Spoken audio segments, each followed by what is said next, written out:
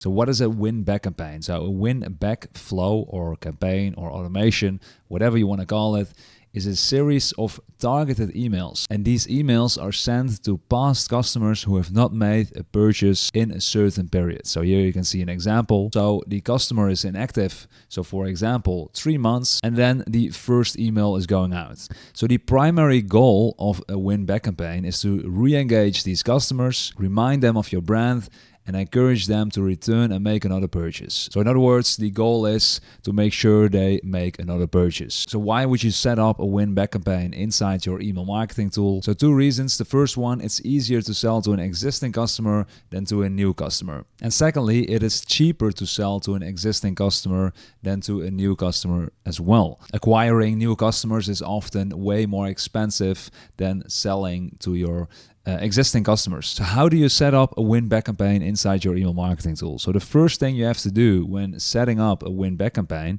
is deciding on the trigger for the win-back flow. So in other words, after how many days without a repeat purchase from your customer do you want to start the win-back campaign? So here you can see an example win-back campaign I created inside the email marketing tool Omnisend. So as you can see in this example, this automation, this workflow will trigger when the order is fulfilled, as you can see over here. Then there is a waiting period of 50 days. And that is what I meant by deciding on the trigger for your win-back campaign. So after how many days do you want to trigger your win-back flow? So if you aren't sure, you can also use an A/B test to create 2 separate paths, with one path having a 50-day waiting trigger, for example, and the other day 75 days. So for example, I can use this flow action over here. I can drag it onto the screen here. And as you can see over here, now we have a path A and a path B. And I can now change this waiting period from this position over here to here. And I'm going to drag another waiting period over here to path B. And I can set this waiting period to, for example,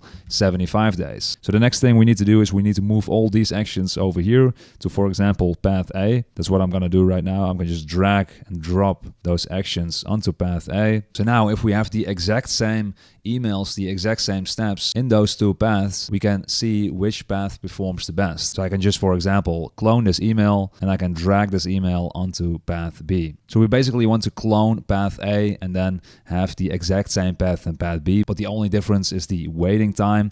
And then after a while, after some people have gone through those paths, you can see which path performs the best. And then you can click on this split action over here, and then you can choose pick path A or pick path B. And then there are some more advanced tactics for setting up a win-back campaign, and that is to personalize your win-back campaigns. So let's say you have a VIP loyalty program where you offer benefits to the ones that purchase frequently in your store. So let's say you have that set up. You can then create a filter in your win-back campaign where you create an email path specifically for the ones that are in your VIP group. So similar to the one we just created. So instead of using the A/B testing action, we're going to use the split action over here. I'm going to drag it onto the screen over here. And now we can set up a rule. And for example, we can say contact properties, and then we can say segment. And then if we created a VIP segment inside our email marketing tool, we can select it over here. So let's say the segment is test. So I've just called it test, but that is the VIP segment in this case. I'm going to click on save. So if that contact is in the VIP segment, they will go through path yes. And then you can send personalized emails to the ones that are in your VIP segment. So for example, you can then mention that they will lose access to the VIP program benefits if they don't purchase something in the upcoming X days. That is an example. So next up, skip campaigns and newsletters. So you might want to not send campaigns. So what I mean by campaigns is regular newsletters. So let's say you're sending 3 newsletters every week to a part of your list. So if you're doing that, you might not want to send those newsletters to the ones that are active in your win-back campaign. So within Omnisend, you can add a tag to the ones that are active in your win-back campaign. And you can exclude those people whenever you're sending your regular weekly newsletters. And of course, it's important to remove the tag when someone purchases something, which means they will leave that win-back campaign flow, and then you can start sending them your regular weekly newsletters again. So here you can see an example of how I did that. So I added a tag, so this flow action over here. So add tag. I created this tag currently in win back campaign. And we also want to add the tag to this path over here. So I'm going to clone this tag and I'm going to drag it over here. So the reason you don't want to add this tag to, for example, in the beginning over here is because we first have to wait 50 days or 75 days before they will receive emails from this flow, right? So in those 50 days, they can still receive our weekly regular newsletters. So I'm going to drag it back to path A over here. But as you can see over here, the trigger for this win back campaign, customers exit the workflow when they place an order. So whenever someone places an order, we have to remove the tag because else they will not receive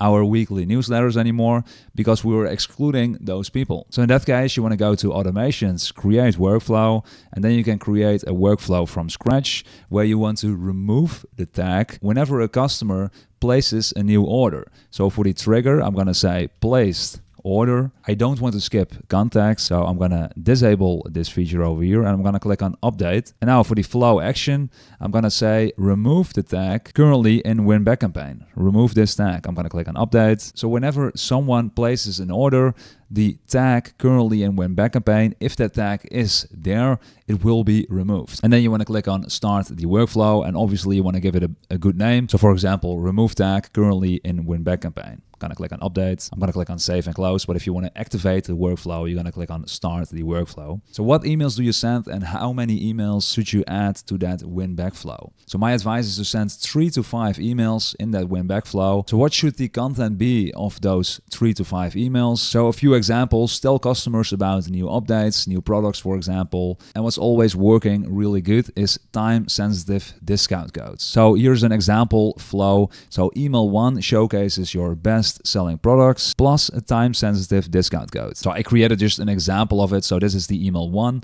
So if we click on edit content over here, so this is really basic, of course. So unlock amazing savings on our best sellers. Don't miss out on these incredible deals. Use the discount code below to save big on our top products. Hurry, these offers won't last long. So what is pretty cool with the tool Omnisend is that you can create dynamic discount codes. So it automatically generates discount codes when you use an email like this in an automatic workflow. So if you go to quick add over here and then scroll down a little bit here, you can see the discount. So that is what I added in this email. So here you can see some settings over here. So I chose the card discount, the percentage, 10% for example. You can apply the discount on all orders, a collection. And this is pretty cool. You can also add the expiry date. So as you can see, this discount will expire. So for example, in 10 days. So I've connected Omnisend with my Shopify store. So it automatically creates this discount, this unique discount code inside my Shopify store. So I won't have to do anything for that. And then over here we have the product recommender, as it's called inside Omnisend. So if you go to quick add, and then over here we have the product recommender. So for example, you can show your best selling products. There are some more options over here, as you can see. So recently added, most viewed, products similar to past purchases. So the products that contact recently viewed. So in this case, I'm going to use the best selling products. So that's it, a short email with the discount code, the best selling products, and that's it. So I'm going to click on finish editing. So an example email 2 showcases your newest releases, plus stories of customers or employees, plus a reminder that the coupon code is about to expire. So for example, you can send email number 2 after another 3 days after you send email number 1. And then the last email, email number 3, reminds them again about that coupon code that is about to expire, for example, on that specific day. So you're going to wait another 2 days and then you're going to send that last email. So there's one drawback about the discount feature of Omnisend, is that you cannot refer to that exact same discount code you refer to in the first email, for example. So if you're gonna send 3 emails and you obviously want to refer to that same discount code if it has an expiry date. So you obviously want to say, guys, remember this discount code is about to expire tonight. But the issue is you cannot show that same discount code. It's gonna generate a new unique discount code. So that is a bit of a drawback inside Omnisend. So what is a workaround? Well, there are 2 options basically. You could refer them to email number 1. So you can find the discount code back in email number 1, but that's a little bit cumbersome, not user friendly. So let's say, for example, they cannot find that email or whatever whatever reason, it is not really user-friendly. So the second option is that you generate just a new unique discount code. If it's like a discount code with random letters, random numbers, they probably don't remember what that discount code was, right? So if it is a different discount code, it doesn't really remember. Obviously, I would prefer if it's the same discount code, but Omnisend doesn't have that feature. So we have to do a workaround here.